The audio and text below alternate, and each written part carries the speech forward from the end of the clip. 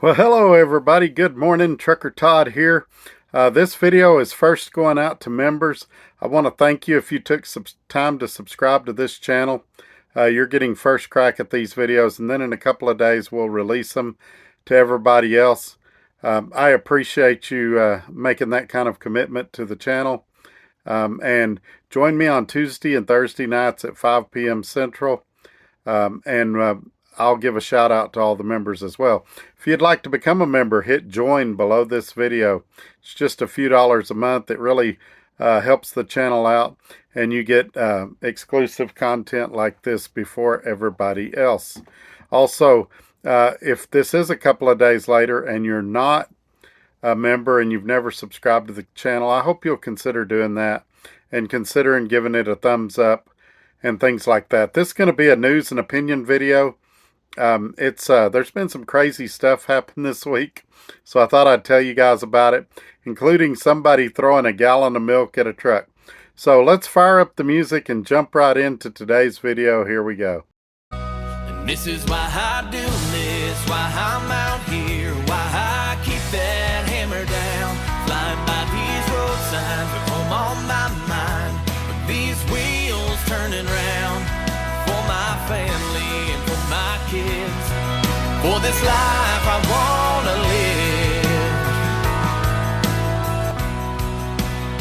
And this is why I do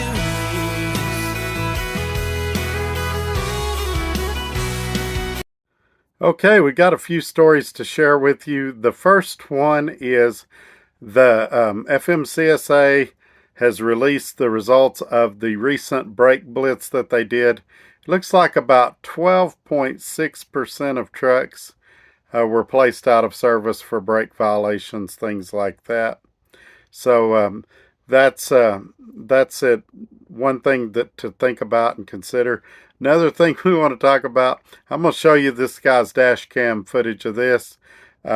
He was driving along and in Kansas, and somebody threw a gallon of milk at his truck windshield, and it looks like in the video it busts his windshield.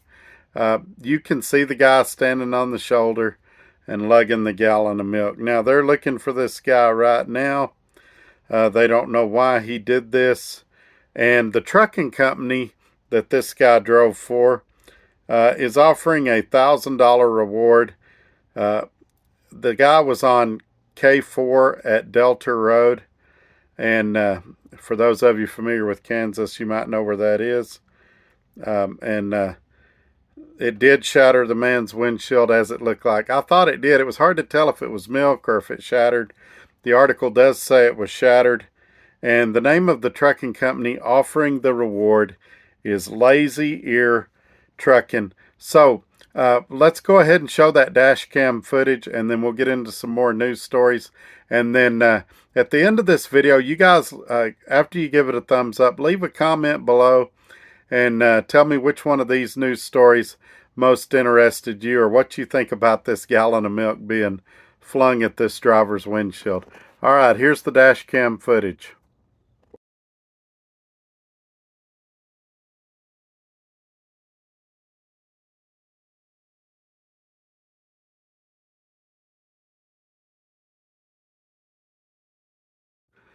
All right, I'm glad you got to see that dash cam footage. The only other thing I'd want to say about that is maybe if you see somebody standing on the shoulder like that, maybe you make a lane change to the passing lane to kind of give yourself some more space between them. Anytime you see a vehicle or a person standing on the shoulder, if you can safely make a lane change, it's usually a good idea to do this.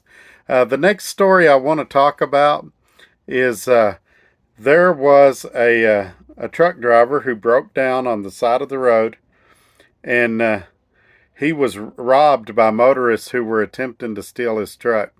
Now, there's been a lot in the news lately about this, about parking on get-on ramps, about parking on the shoulder, things like that. This was one of those situations where it was unavoidable because the truck was broke down.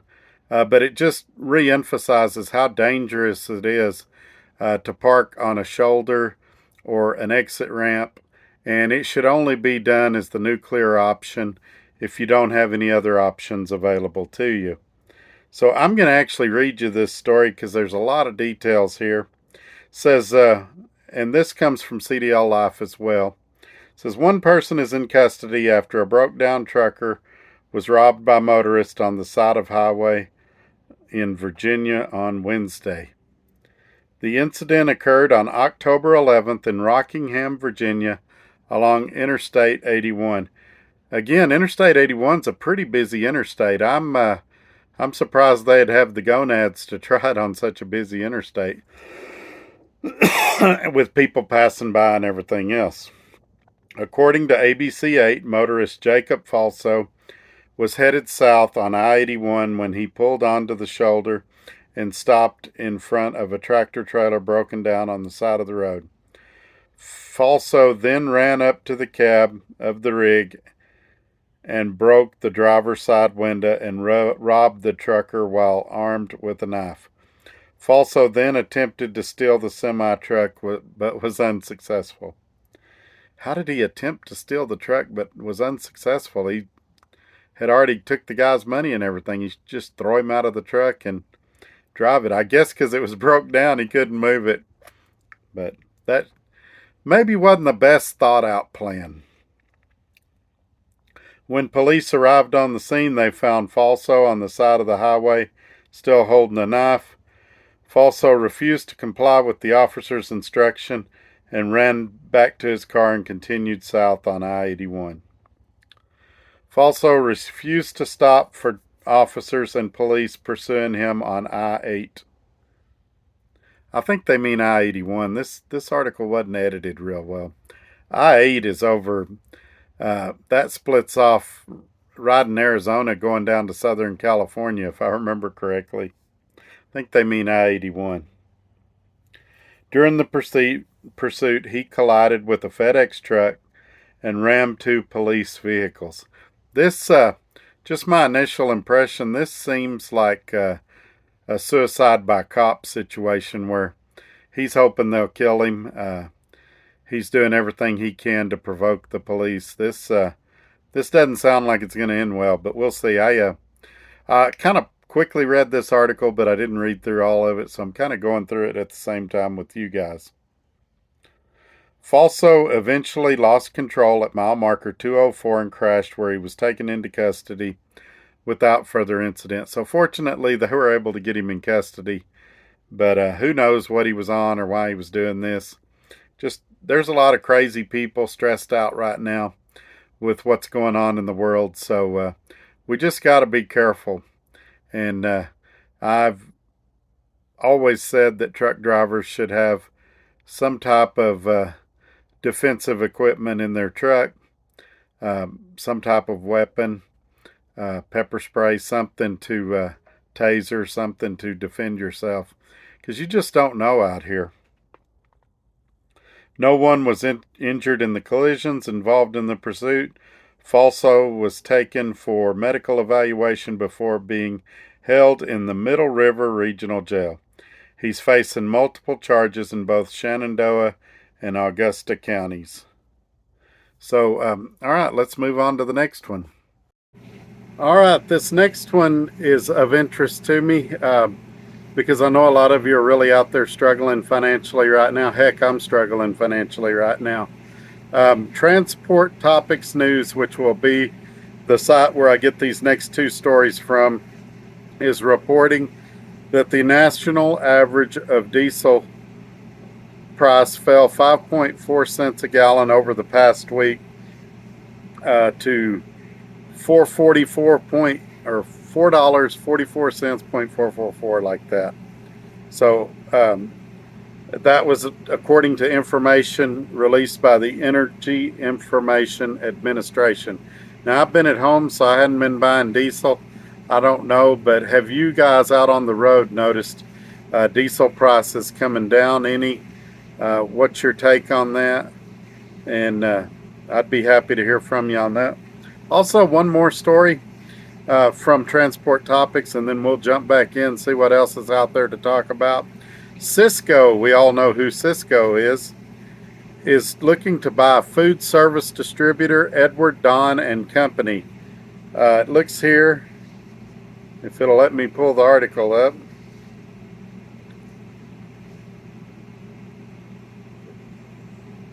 says that Cisco ranks number 3 on the transport topics top 100 list of the largest private carriers in North America. So those that aren't familiar with them, they usually pull pups and things like that, which is a smaller trailer. Usually they do a lot of schools, a lot of convenience stores, small restaurants, things like that. Is acquiring Edward Don, which was founded in 1921. So it's another company that's been around a long time. And Edward Don does about 1.3 billion in annual revenue. Um, and it's a key cog in plans to expand Cisco's equipment and supplies operation, the company said on October 11th. Sorry, I'm getting distracted. My neighbor put these Halloween things in, and they can't play them at night, but during the day it makes ghost sounds. So I'm like, what's that weird noise? Is something breaking in here? But anyway, says Edward Don operates more than 1.4 million square feet of distribution center and office space, and brings dedicated equipment and supplies field sales team to Cisco's operations, it added. So it sounds like they've already been working together in the past in some capacity.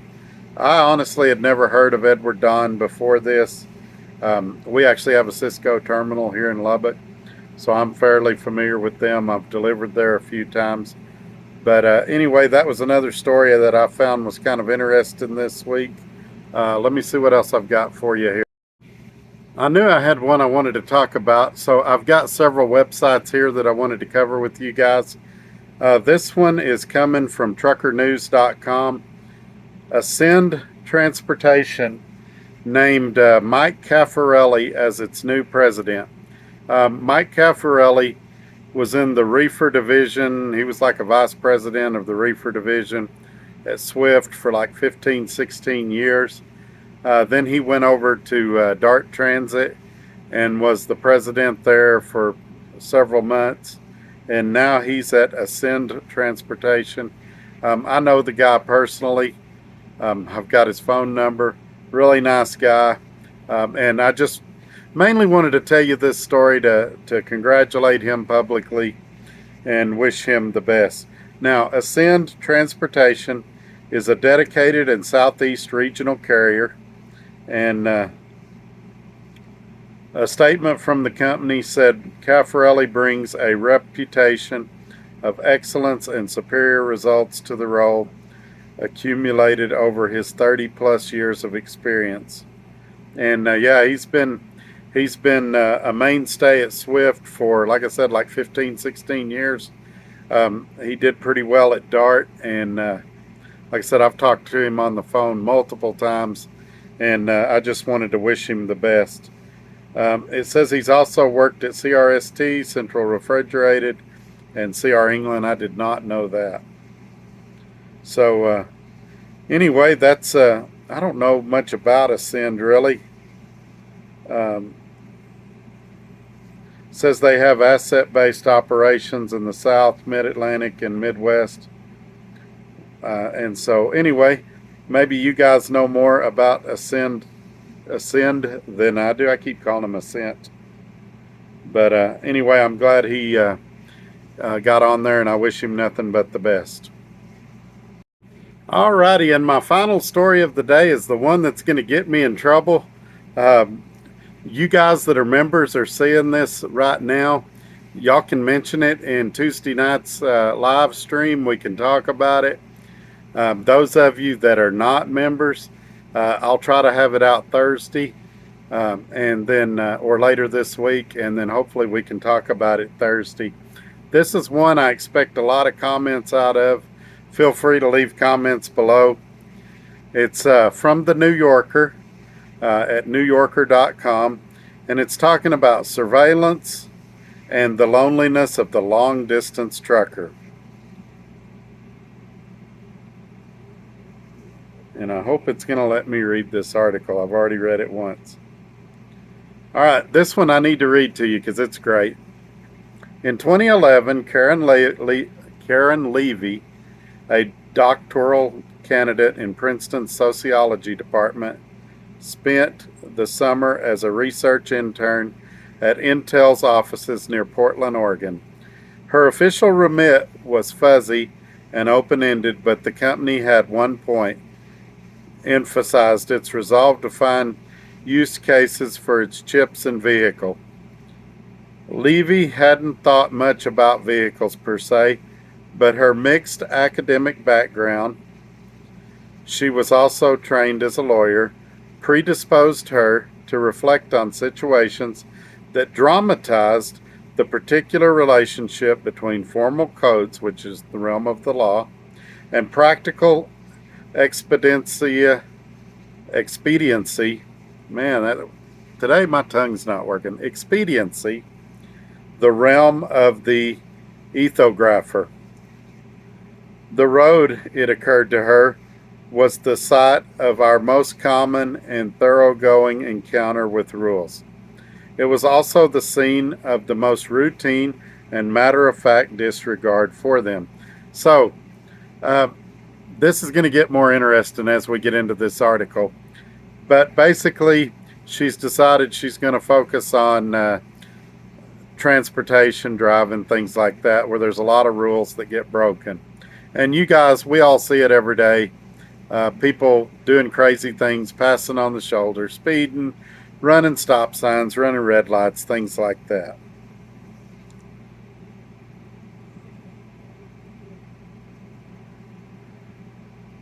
It was also the scene of our most routine and matter of fact disregard. Again, like I was saying about how people just don't care about the laws. My wife and I'll have this discussion sometimes, and I'll try to explain to her. She's real by the book rules, and most people aren't. They just ignore the rules and go. And so it keeps wanting me to buy a subscription. Sorry about that. Take, as for example, jaywalking. It remains technically criminal in many places, but the enforcement of the prohibition is typically neither expected nor desired. Levy's work is often about the wiggle room that makes social life possible. As she put it to me recently, what do we really mean when we say a rule is a rule, when we do not mean it? And so she's basically saying, what's the point of having rules if we're not going to follow them? And so while in Oregon, Levy happened to hear an NPR segment. NPR, don't get me started on them. About new restrictions on the wiggle room afforded to long-haul truckers. Since the 1930s, truckers have been reasonably encumbered by restrictions on the number of hours they were allowed to work. Well, some would say reasonable, some would say not reasonable. But let's give them that one. These regulations relied upon self-reports manually inscribed in the paper logbooks, which truckers were obligated to provide upon inspection. So right here they're talking about when we had paper logs and how we entered the stuff ourselves. In a minute we're going to get to dash cams, e-logs, things like that, and there's an interesting take on it in this article. These logbooks, however, were easily falsified. At the end of the day or at the end of the trip, the trucker retrofitted his journey to accommodate the law. I would love to deny that, but I know many people that ran multiple logbooks, and they drove when they wanted to, they parked when they wanted to. Sometimes it was safe, sometimes it wasn't. For the most part, though, truckers stopped when they got tired. But not every truck driver out here needs 8 or 10 hours of sleep. Some can function well on 4 or 5 hours of sleep. There's a lot that goes into that. It depends on your circadian rhythms and things like that, what your body needs to get adequate rest. This was an open secret an open secret. Truckers called them coloring books or even swindle sheets. Yeah, we also called them joke books. They had a lot of names back then. Some of you new guys, y'all may not be aware of this, but yeah, there was such a thing as outlaw trucking, and I may or may not have participated in it at various junctures in my trucking career. Road safety, however, was a real issue. For decades, regulators had debated the introduction of electronic logs, tamper-proof devices hardwired to truck engines that could digitally track the time truckers spent behind the wheel. Well, there's some stuff there too. We have companies that I'm not going to name any names here that they can go back and edit your logs and give you time to drive if you run out. Several companies or several drivers are talking about them on the internet, and I suspect it won't be long until DOT will be investigating them. But they're not tamper-proof by any stretch of the means. Truckers were, to put it gently, resistant to the idea. Yeah, but I kind of like electronic logs, and maybe that's for another video, another day. But truckers are resistant to change in general. Every time something new is suggested, it seems like as a whole, trucking, and I'm talking about OIDA, ATA, all of those, they seem to resist it initially, and over time they adapt to it. Now, here's something a lot of you'll agree with. Long haul trucking is not a good job. It's poorly paid, lonely, bad for your health, and dangerous. But at the very least, it was compensated. Hello, Moto. Sorry about that, that always happens. By access to mythological status, truckers, as captains of their own ship, enjoyed freedom and romance. I lost my place, hang on. Of the open road. Trucking was a vocation for the stubborn. I think some people that would know me might call me stubborn, I don't know. But this is her take on it. Truck drivers are generally stubborn people. By 2012, a federal mandate was fait accompli, and even if the trappings of autonomy had always been more symbolic than material, the deployment of digital trackers was received as a status result. Well, yes and no. A lot of you may not remember, but even before electronic logs, we had Qualcomm's, PeopleNet, things like that tracking us.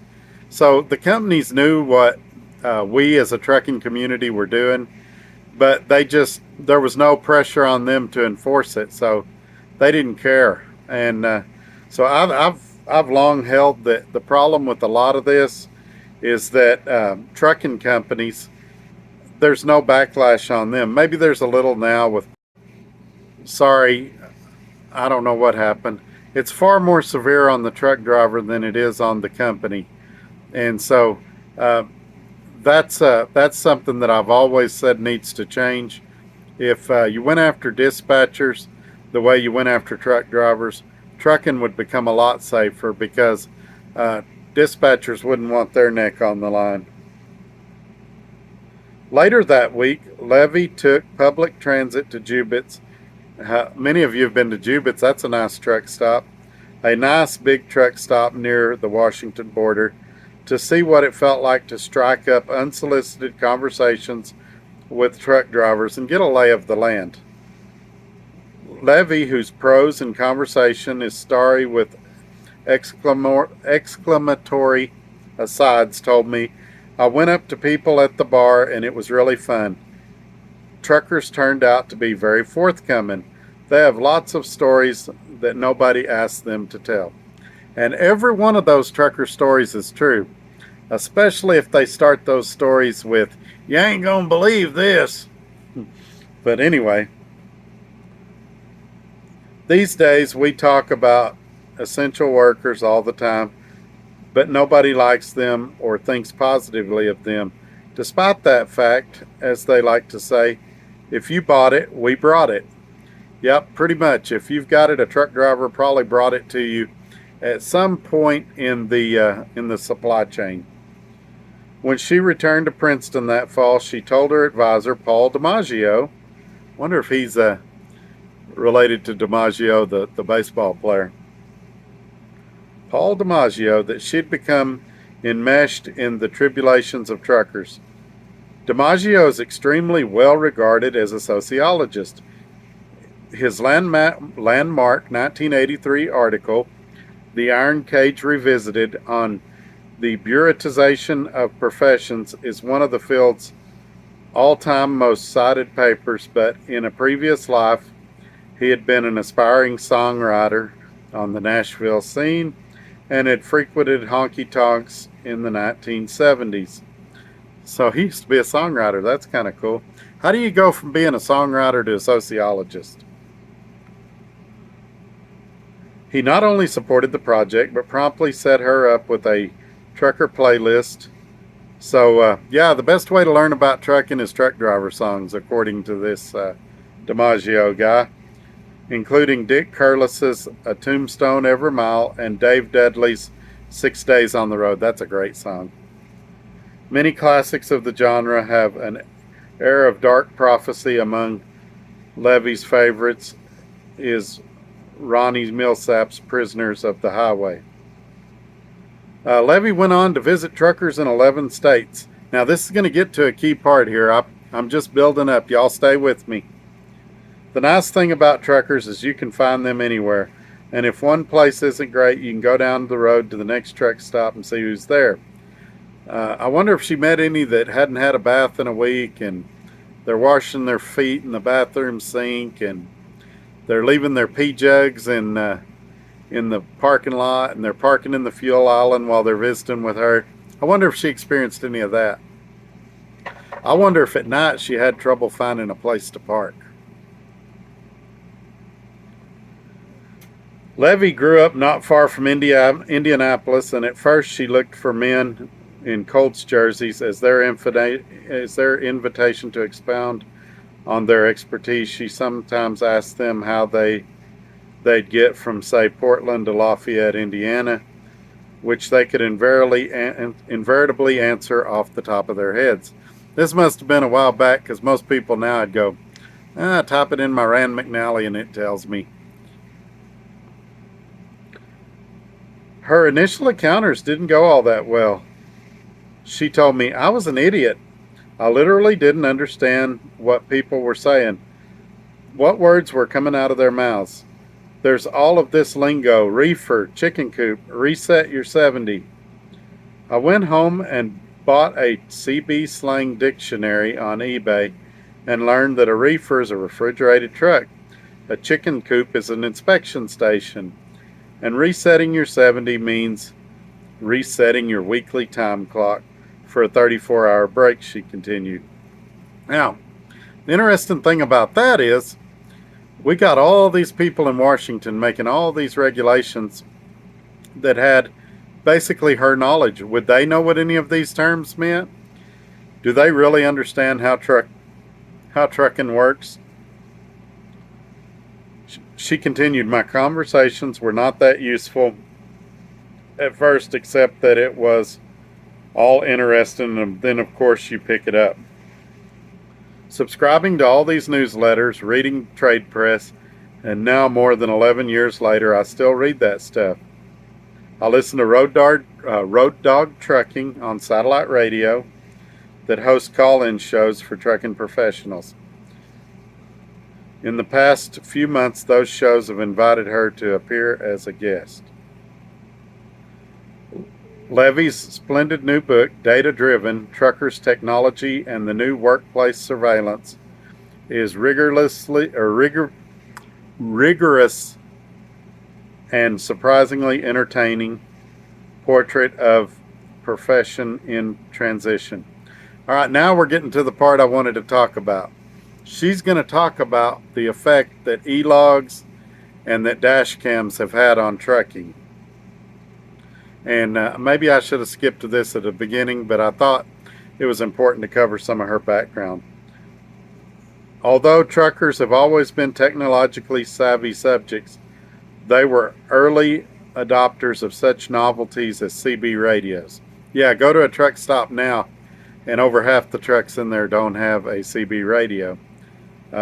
There's some things they're a little clueless about in this article. Cell phones have pretty much killed the CB radio. Sometimes you can get lucky and catch somebody on there. They now had to grow accustomed to life as technology's object. When she began her field work, electronic logging devices, also known as ELDs, were a looming threat on the horizon. In 2017, they became a legal requirement, but their industrial applications have gone well beyond the basic federal mandate. And that's how this stuff goes. We start off with a good idea, and they always go 2 or 3 steps farther, where it goes from being a good idea to it goes to being a restrictive thing.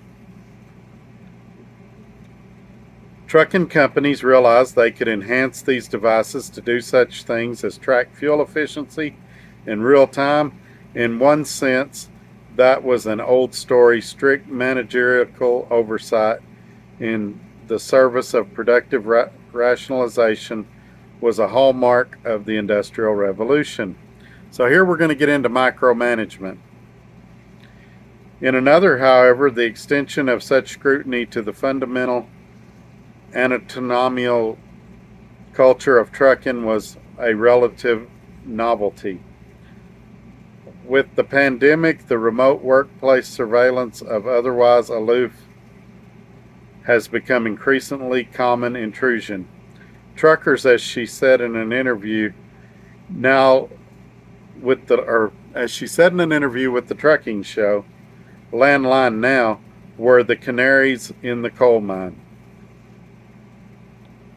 The process of picking on a community's linguistic practices inevitably entails coming to understand how the community regulates itself, the norms, the customs, and other structures that make up a given social order.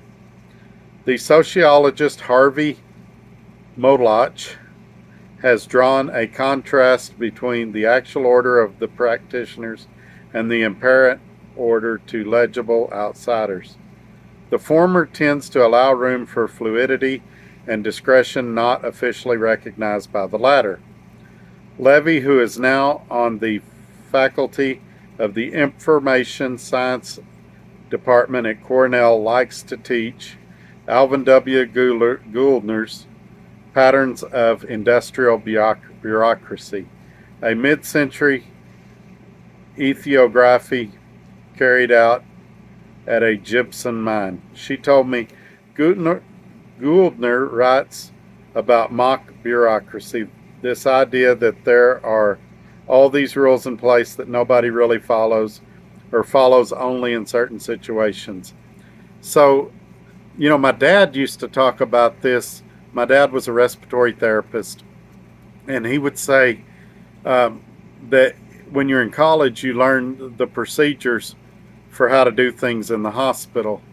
But when you get in the hospital, you learn ways that are better to do it, ways that are faster to do it, things like that. And I guess that's basically what she's saying here about trucking. We've got these ideal rules of how things are supposed to be, but over time you learn shortcuts, you learn faster ways to do things to make you more efficient. Some of you make it real efficient by not even doing pre-trips and post-trips.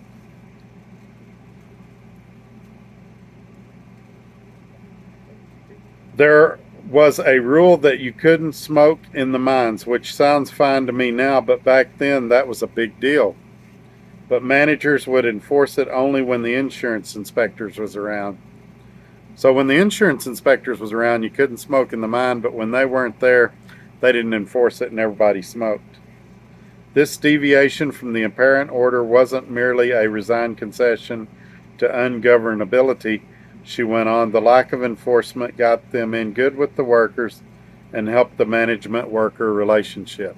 So basically, the supervisors didn't want the employees to hate them, so they allowed them to smoke when the insurance people there, because it made for a better work environment. Now we get into electronic logs, and I know I've been promising this for a while. The use of electronic logging devices in trucking Levy argues, represents an example of how we impose apparent order to the detriment of actual order. From the perspective of apparent order, the problem is trucking safety. The job ranks 8th on the list of occupational fatality rates. So, occupationally, it's the 8th most dangerous job for fatalities right now, is driver fatigue. And so they're saying the 8th most dangerous thing that happens to truckers is fatigue, if I'm understanding this correctly. Truckers are tired because they drive too many hours. Now, that's their take on it. My take on it is truckers are tired because when they're trying to rest, their company's calling them, bugging them. They're being told stop and take a 30-minute drive when they're 15 minutes away from where they're going. And if they were just allowed to drive another 15 minutes, they could get to their shipper or receiver and take their 30-minute break there while they're getting loaded. Now they're having to stop, then go pick up their load, which they're stopped again, and then drive. And I think that has a lot to do with it.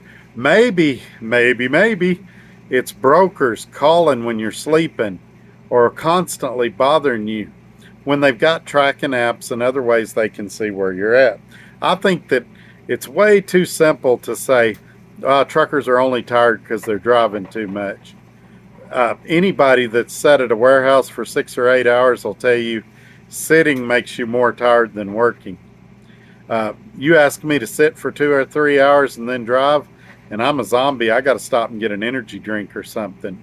But if you just let me drive, I can drive my 11 hours, no problem.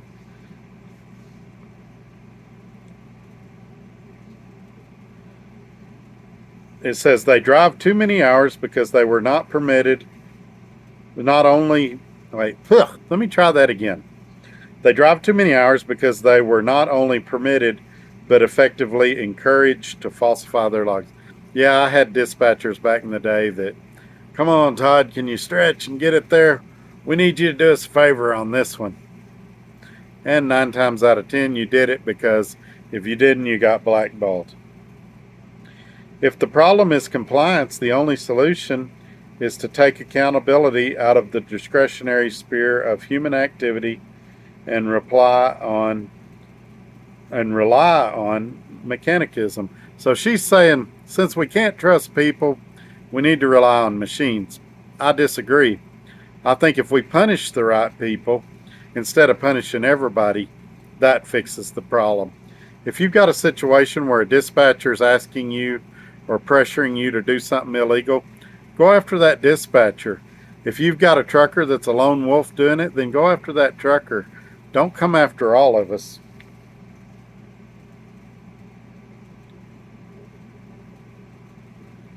She says you use technology to force the truck drivers to tell you the truth. And as I stated, there's companies that'll doctor your logs right now on electronic logs. Eventually they're going to get caught, but no matter what device, my grandpa used to say, a lock keeps an honest person out. And the same is true with all this technology. It keeps out an honest person, but people that want to violate the law are going to find a way to violate the law. All right. Levy takes pains to point out that there was nothing great about the historical actual order of long-haul trucking. It's inequitable, unjust, exploitive, and unsafe.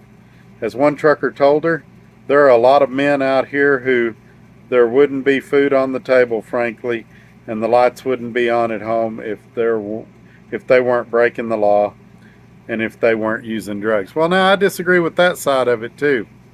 If the problem is the only way you can make enough to support your family is if you do drugs or if you break the law, then the problem's not that you need to work more. The problem is you need to work for a better company. And I think people blame some of those things on laws because they don't want to accept personal responsibility for their situation. We live in a free country. If you don't like where you work or you're not making it where you work, go somewhere else. Try again. And that goes for owner operators too. If you're not making enough with your truck, become a company driver again. It might not be what you want to do, but it's better than risking your freedom, time in prison, things like that, because you're breaking the law. And you sure don't want to be breaking the law and accidentally kill somebody. And it's not about having a party, because it's not a party. I left out an F word there. But the older regime did represent, for better or for worse, a stable, if makeshift, equilibrium. Truckers retained their sense of rough and ready dignity in command. They decided how best to get from point A to point B. They relied on expert introception to know when they were fatigued and stopped when they felt they needed to stop.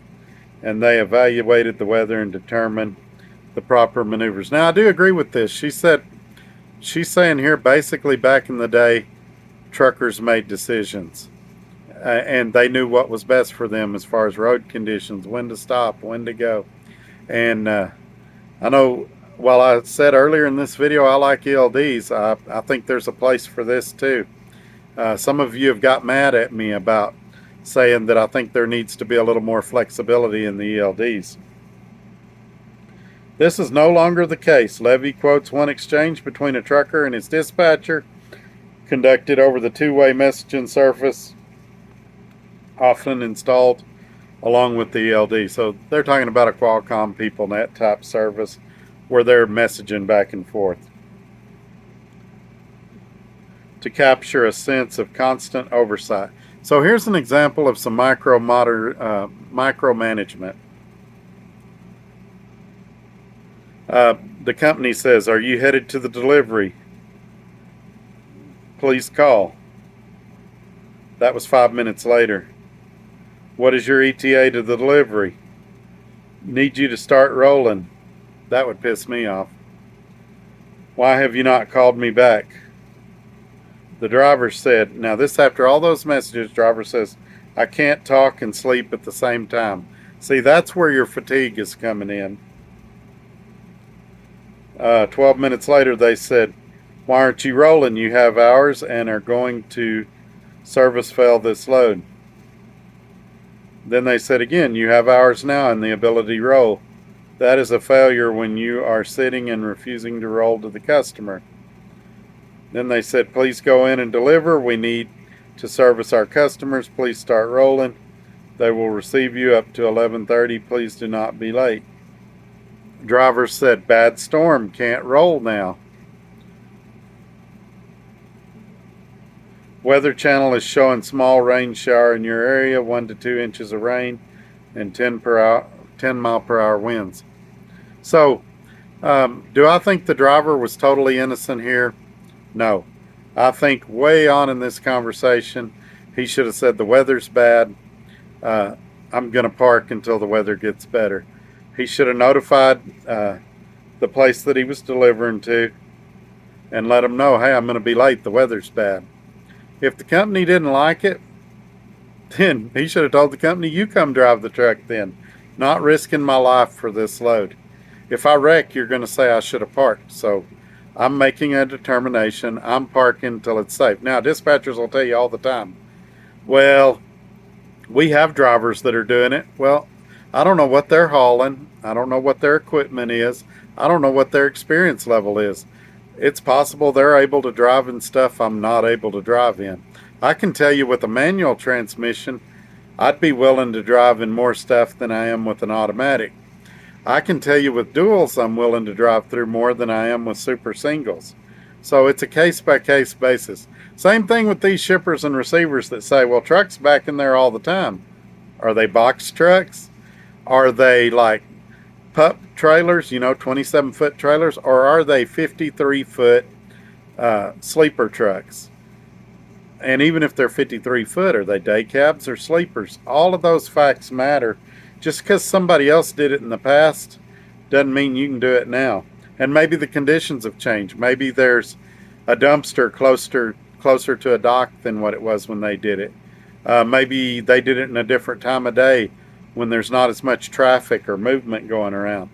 Don't let these companies bully you into doing stuff that's not safe.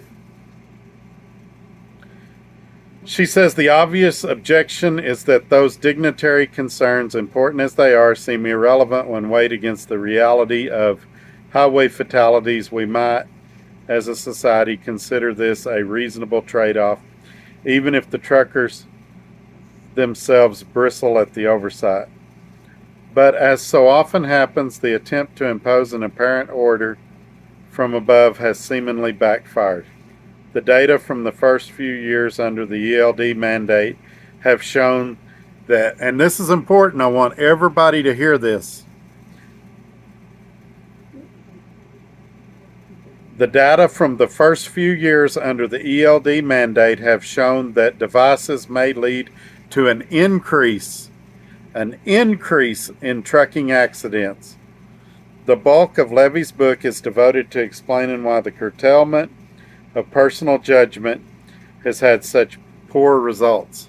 So when you take the driver out of it, and I would apply this to autonomous trucks and everything out of it, when you take common sense and critical thinking out of the equation, it increases the danger. It doesn't make it safer.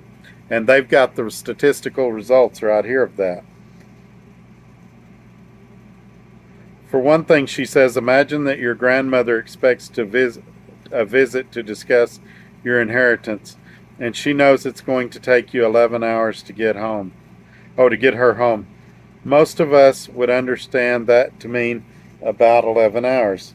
If taking a break for coffee or a 5-hour energy or even one of those more advanced stimulants apparently offered over the counter at some truck stops, she's talking about the little pills you can buy at the truck stop, or slowing down over a snowy pass meant a half an hour of delay, presumably Grandma wouldn't mind. But if Grandma said that you had to be there in exactly 11 hours or she'd write you out of the wheel, Levy says you'd drive like a bat out of hell to get there. The ELD mandate has also had unfortunate second-order effects. There's already considerable turnover in the trucking industry, but frustration with the mandate has sent a disproportionate number of veteran drivers to early retirement. That's true too. We've got less experience on the road now because a lot of the guys my age just said, it ain't worth it no more. I'm going home. Truckers with 30 or 40 years of experience have been replaced by 18-year-old baby drivers with a fresh commercial license, and these drivers are unsurprisingly less safe. The mandate has also inadvertently altered the compliance landscape. These devices provide theoretically tamper-proof logs, but actual enforcement remains a matter for the police. Let's talk about that too. How many times, and I've had it happen a couple of times lately, but for the most part, oh, you got electronic logs, they don't even look at them. They just look to see you got one in there, and they assume it's good, and they move on to something else. The last couple of times I've had a level 3 inspection, they've had them send me the deal to their car, but they look at it and they go, oh, you're good. Cops, as Levy found, while embedded with the state police, have not taken easily to the new regime. They often can't understand how the boxes are supposed to read, which undermines their authority at weigh stations. Levy points out nicely that a shared bewilderment or resentment of ELDs can, at times, engender the rare moment of trucker-cop solidarity. So she's saying, in a lot of cases, the cops hate these ELDs as much as truck drivers do. Let's see. In part because police officers find these interactions stressful or unpleasant, the phase-in period of the mandate saw them waving through trucks with ELD decals on the assumption the truckers were in conformity with the elections. Truckers who weren't stupid immediately pursued a strategy of decoy compliance, purchasing decals on the black market, even when their trucks weren't in fact equipped with electronic monitoring. So I think that still goes on now. What they're talking about here is people buying decals and just putting them on their trucks, but not really having ELDs. I talked to an officer the other day, And some of you have told me stories about people running their trucks with no logs in them whatsoever. I saw a deal on YouTube. A guy didn't have a log or a CDL, and so I think it still goes on a lot. But I think the punishments are pretty severe if you get caught.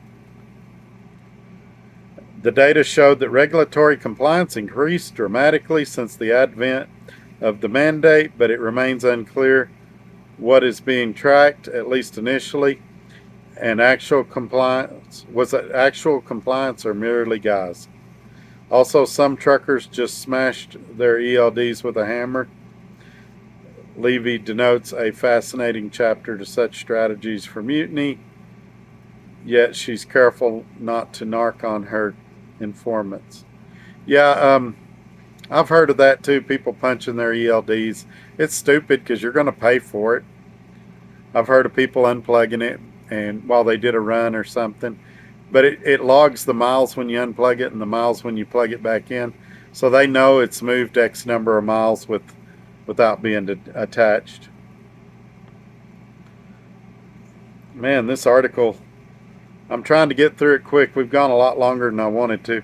All of this, Levy maintains, was predictable insofar as the mandate was designed to solve the apparent problem rather than the actual one. The problem was not that truckers lied. The problem was the industry's economic structures. Truckers are paid on a per mile basis. If the wheel ain't turning, you ain't earning, which means that all of the time spent resting, refueling, or looking for scarce parking or being detained by slow shippers at their destination is uncompensated. Truckers are exempt from the Fair Labor Standards Act of 1938, so they're not paid overtime. Beginning in the late 1970s, the trucking industry underwent rapid deregulation. Shipping costs fell dramatically, so did wages. In 1980, the median income for a truck driver was $110,000 in today's dollars. So, yeah, if you took 80's wages and compared them to now, back then, a truck driver made the equivalent of $110,000 a year now. Today, the average trucker brings home less than half of that. So the average trucker now averages about 50 to 55 a year.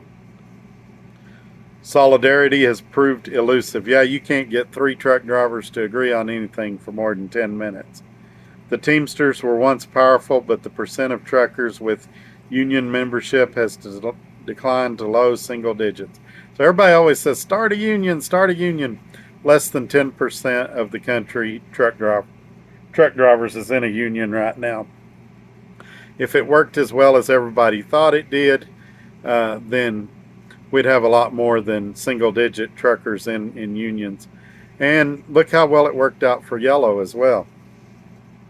As Levy puts it, by using digital surveillance to enforce the rules, we focus our attention on apparent order that allows us to ignore the real problems in the industry as well as their deeper economic, social, and political causes. Under the apparent order envisioned by the ELD, the fundamental problem in trucking is that truckers cannot be trusted to reliably report how they work, and the solution to that problem is to make it more difficult for them to fudge the numbers. But under the actual order, the problem in trucking is that drivers are incentivized to work themselves well beyond healthy limits, sometimes to death. The ELD does not solve that problem or even attempt to do so.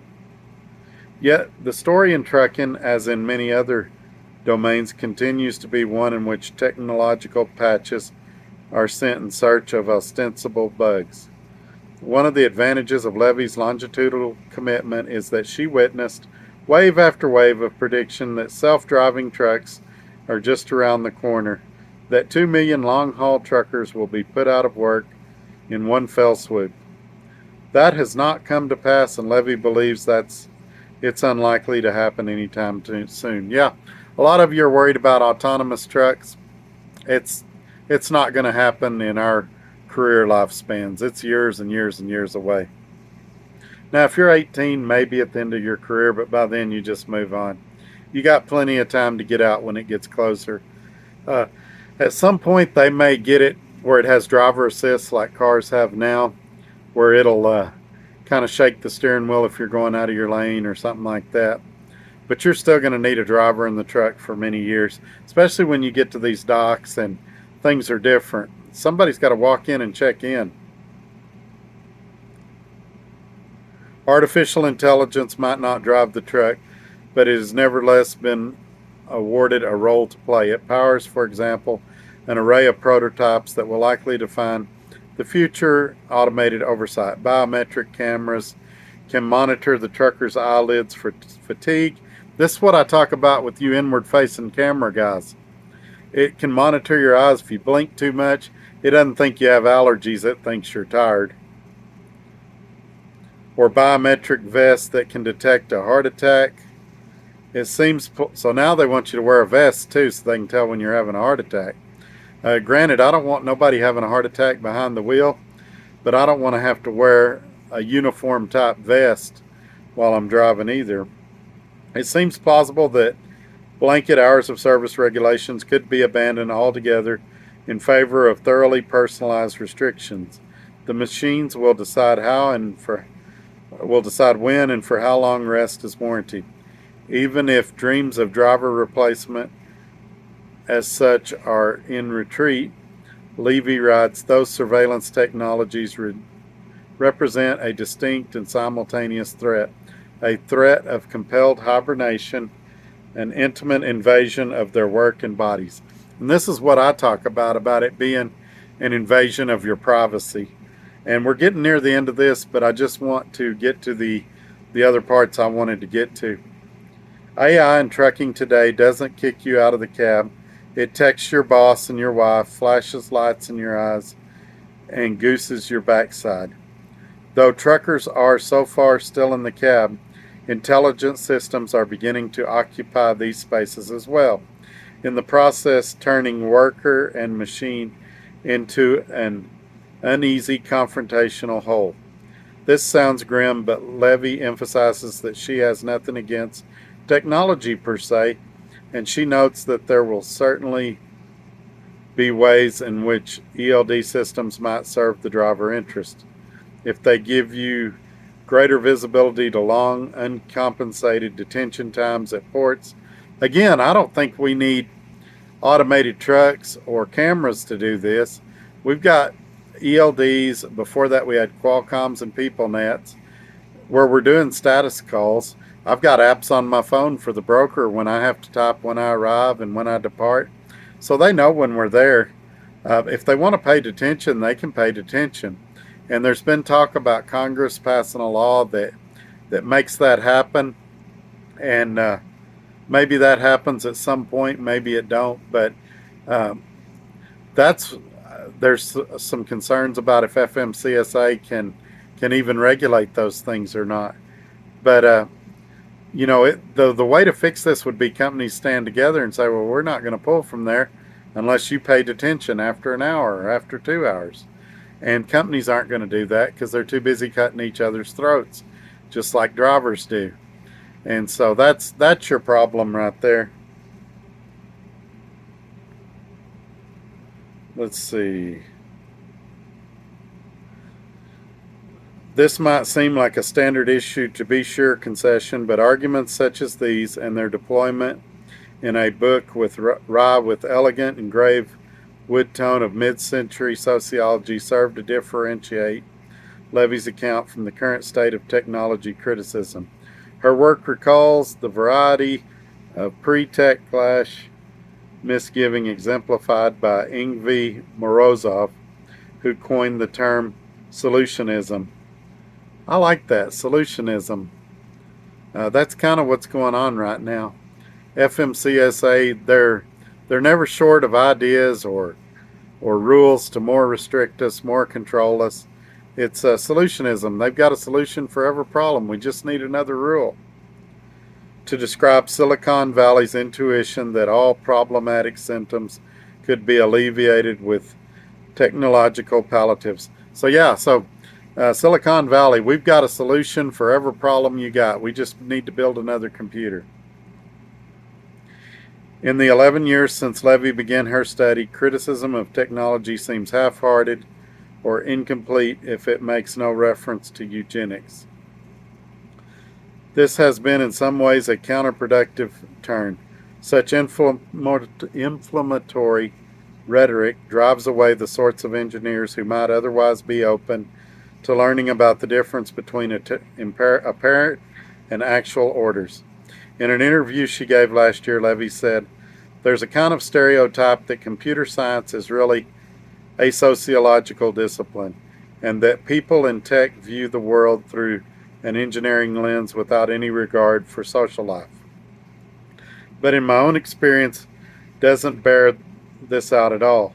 The students I meet are so eager to reflect deeply about their normative stakes of what they're doing and to integrate social scientific knowledge into their worldviews. They still frown," she told me, "when they're assigned titles such as patterns of industrial bureaucracy." Over the past decade, Silicon Valley rationalists have given mimetic energy to concepts like Chesterton's fence. We're getting deep here. I don't know if I understand all this. The idea that no reform measures should be undertaken until one understands why and how a given system was set up in the first place. So, in layman's terms, nothing should be done until we figure out why we're doing it. That makes sense. They might not have had to resurrect such a principle from obscurity if they had been exposed to social scientific reasoning. Now, I'm going to skip ahead in this because she gets down to some good points. Let me see if I can find it real quick. We're just talking about all the socio mumbo jumbo about why they're doing this. Well, I missed it somewhere.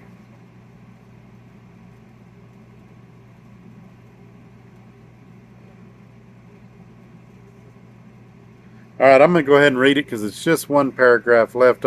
It mentioned a part, and I don't see it now, where it was talking about that the cameras seemed like a good idea in the beginning, but they haven't really improved safety any, and they've led to a lot more invasion of privacy, micromanaging, things like that. The subletics of Levy's account can easily get a little lost between increasingly divergent extremes of technology discourse. She told me there's one thing that's hard to get across in talking about the book, which is that the goal was never to say, "Hey, should we go back to the way things were?" The not as good as tech criticism tends to valorize work or the old-fashioned way of doing things, the craft of labor, and I've been trying really hard not to say I think everyone should go back to breaking the law flagrantly and being exploited for their labor. The point is that the technology provides a hint that there's some other change that's needed. The future is not to leave tech out of it and go back to how things were 10 years ago, even if that's what a lot of truckers want. It's easy for people to be like, "Yeah, smash the thing." Well, maybe or maybe not. So there you go. That was a long article, and I don't know how I missed the paragraph. It's probably when my phone was messing up. But yeah, that's what she was saying, that these dash cams, these ELDs, have actually made it more dangerous out here. And so she's not saying we should smash them and go back to the way things used to be, but she's saying that we are to make some changes. Again, that news story, if y'all want to go back and read it for yourselves, is at thenewyorker.com. This video is way longer than I wanted it to be, but I appreciate each and every one of you being here. Join me on Tuesdays and Thursday nights at 5 p.m. Central for the live show. We can talk about it then. I can take your questions or leave me a comment below. We'll see you later. Y'all have a great day. Bye-bye.